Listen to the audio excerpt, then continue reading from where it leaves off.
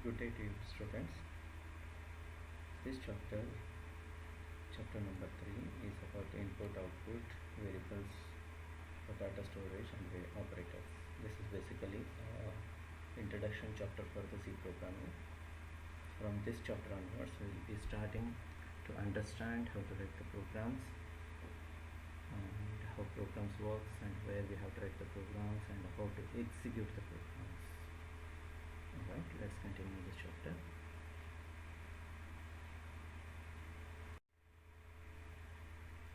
In this page, we are seeing about the general parts of the C program. So here, we will try to understand what all we have to write inside the program. See, the first line, the preprocessor directives, what you are seeing is ash include stereo.h. Stereo stands for standard input and output. H stands for the header files.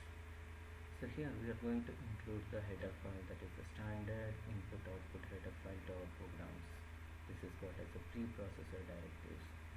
This helps the program to understand, program or compiler to understand all the input and output type of functions. Just for example, printf, what you are seeing in the third line. We will discuss more about this in the coming slides. The next line, the function which you are seeing is the wide main function.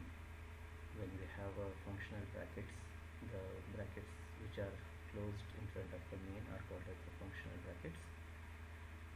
So wide main is called as a function. So after the function we have open bracket and closed bracket, that is the curly braces. So this is called as a block of statement. When we have a curly braces, it's called as a block of statement. So inside the block of statement, so that belongs to the wide main, we have a printf hello statement here. Printf is called as the output statement. So by using the printf statements, we are going to display the information on the output screen. Okay, we'll try to execute the program after some time, so then we will try to understand how exactly it works. Here we will try to run the sample program. Simple program I have used here, so that is to display some message, that is I am in diploma first year. As you can see on the beginning of the program, so ash includes stereo.h. This is a compulsory line for the every program. Whatever be the program, so we have to write this line compulsory. Without this, the program will not execute, because the compiler which you are using to run the program will not understand the meaning of all input and output statements. For example, printf. The meaning of the printf will be written inside the stereo.h. Okay. So if you don't write the stereo.h, the printf meaning will not be understood by the compiler and you will have the prototype error.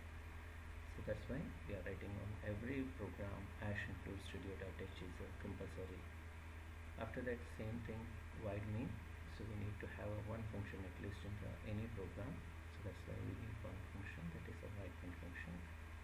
After the wide main function, we have again the printf statement. So this is what we are going to display on the output screen.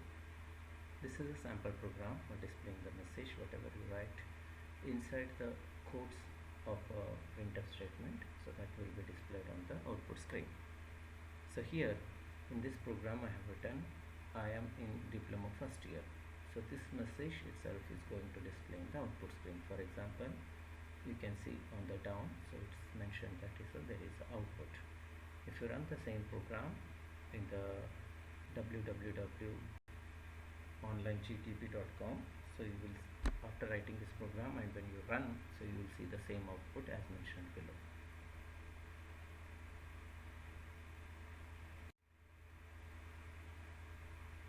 In this slide, you can see the different possibilities to run the C programming. So here mainly in our class what we are using is a www.onlinegtp.com. This is an online compiler which we can use to execute the C programming or any other programming language programs.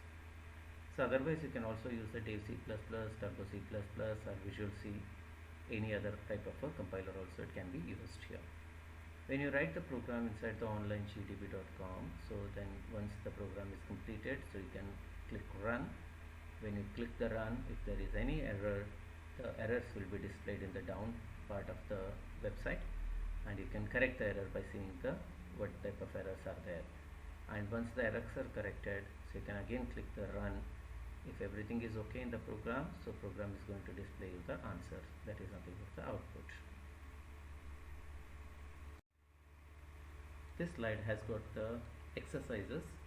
As mentioned above, I am in diploma first year in the previous slide, so please try to run or please try to write the C program for the displaying the message hello, how are you, and also display the message Oman, Qatar, UAE, this type of things.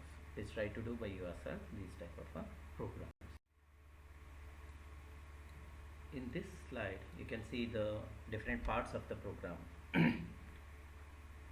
So every program should have at least one main function. Otherwise you can also say only one main function should be there in the any program. And when you write the main function, so it should be closed with the parenthesis. And we have a void. So meaning of the void is nothing but the return type. So when we say void, it is a null. That means this program is not going to return anything. So after this we have a function used to display the data. So the printf is a function, that is output function, or I can also say output statement. This is going to display the output data what we have written in the double quotation, that is Oman and UAE.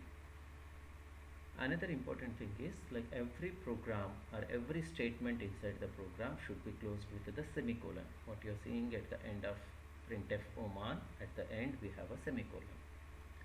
And all void main function or main function should be closed with the curly braces, what you are seeing open brace and closing brace in this slide. This is about the comments. The comment is one type of option which we have inside the C programming. So when we use the comment, so the comments will not be displayed in the output screen, but at the same time the comments are used for the understanding of the programmer.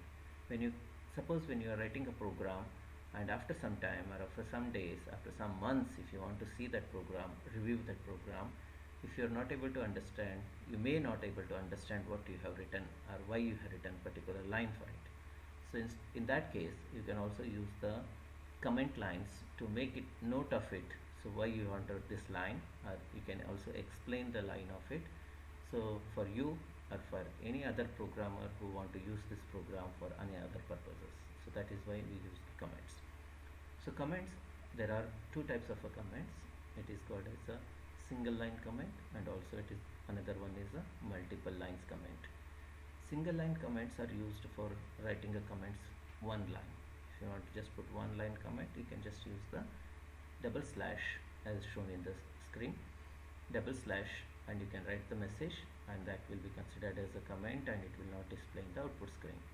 Whereas if you want to write the more than one lines, you can use the multiple comment with the slash star and closing with the star slash.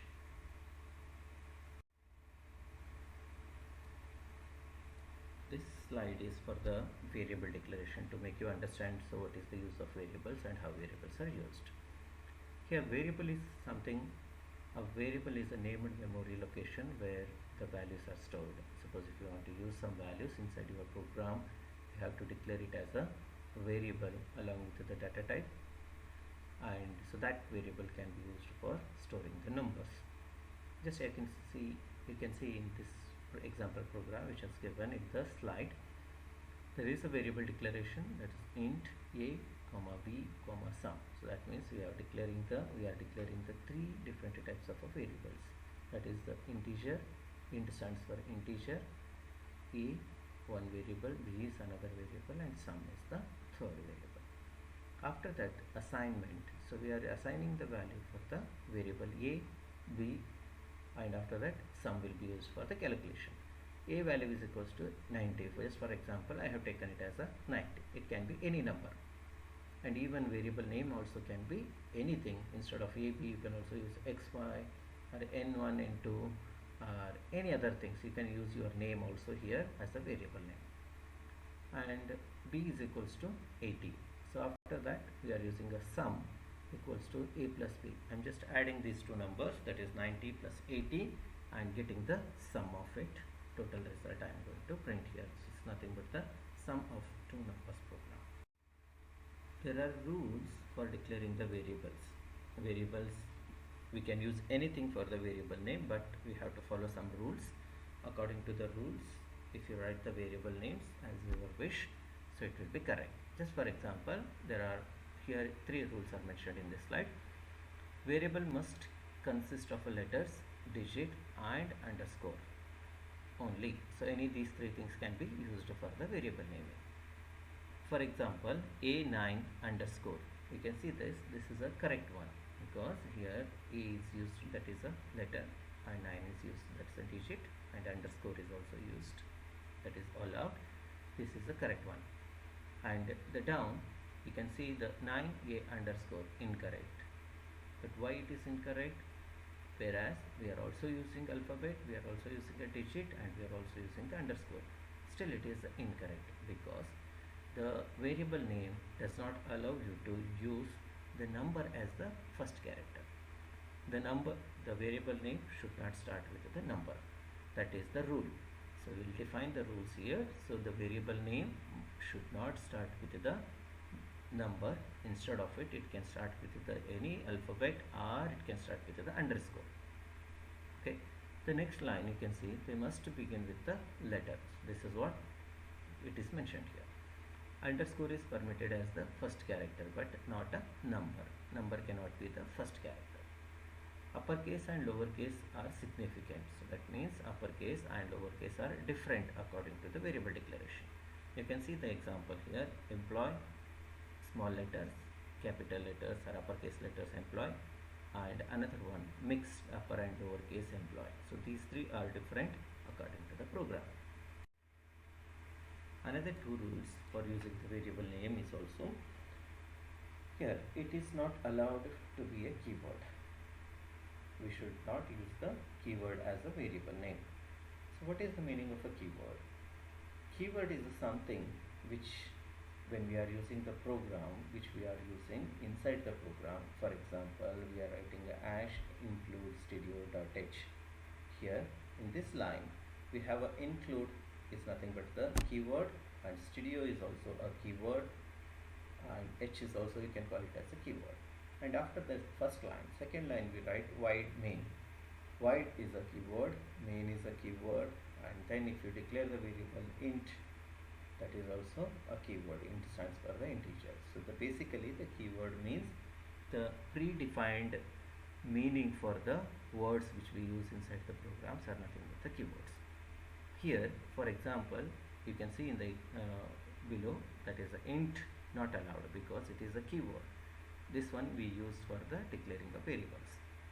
The next line, you can see that main is also not allowed because main is the main function which we use inside the program to define the function. Whereas a can be used, that is a is allowed, because a is nothing, it's not a keyword. A, B, C, D, anything you can use like this, or use a name, or you use something like a sum, total, result, like this you can be used as a variable names. The next another rule is the white space is not allowed. White space means blank space is not allowed when you are using the variable name. For example, emp space name, that means you want to write employee name, you cannot write like this, emp space name, the space is not allowed, that's why it is incorrect. Instead of it, either with the capital or small, you can use the emp underscore. Instead of space, you can use the underscore if you want, so then it will be the correct one. So that means the rule is empty space or white space is not allowed. Let us review the rules whatever we have learned here. The rules is, first thing, the variable name should not start with the numbers. It can start with the letter or underscore. And variable name should not have a keyword. Keywords cannot be a variable name. And variable should not have the blank spaces in it. Also, there is another rule, special characters are not allowed inside the variable name. What is the meaning of special character? Just for example, in your keyboard you can see the @ symbol, symbol, $symbol, percentage symbol, plus, minus, and symbol. All these things cannot be used as a variable name. That is the rules. In this slide we have some examples, that is a valid variable name and invalid variable name. On the left side, or blue color, what you are seeing is the valid variable name, that is X is allowed, name is allowed, name with a capital N, or no, small letter name, capital letter name, or first underscore name, name to underscore name. All these are the valid ones, correct ones. Whereas the invalid one, to name, so that means number cannot be the first character, that's why it is not allowed. The second one, the first at the rate name, so that means at the rate symbol is called as a special character, this is not allowed in the variable name. The third one, a first hyphen name, so that is a hyphen is a special character, as you can also say minus symbol is not allowed because it is a special character. The next one is the int. Int is the data type, that is integer, we cannot use it as a variable, this is a keyword. The double is also a keyword, that's all, this is also not allowed. So the last one is first space name, we cannot use the blank spaces in the variable name, that is also, this is invalid. All the red colors what you are seeing are the invalid variable names. Keywords, as I told you already, the keywords are nothing but the reserved words of a compiler are called as the keywords here. Reserved words means they have already predefined meaning, so that means the meaning is already reserved for the keywords. The keyword cannot be used as an identifier, this is already